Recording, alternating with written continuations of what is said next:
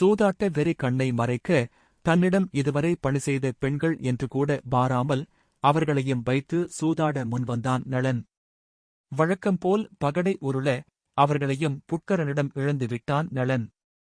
நளனின் எல்லா பொருட்களும் போய்விட்டன. ஆம், நாடே போய்விட்டது. அசையா பொருள்களுடன் அரண்மனையில் அசைந்தாடிய பெண்களும் பறிபோனார்கள். இனி அவர்கள் புட்கரனின் பணியாட்களாக இருப்பார்கள். விளையாட என்ன இருக்கிறது?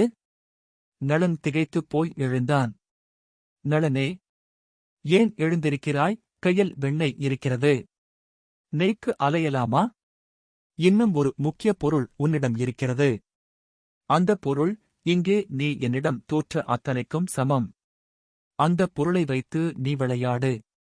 அவ்வாறு விளையாடி ஜெயித்தால் உன் தேசத்தை உன்னிடமே தந்துவிட்டு அப்படியே திரும்பிவிடுகிறேன். என்ன?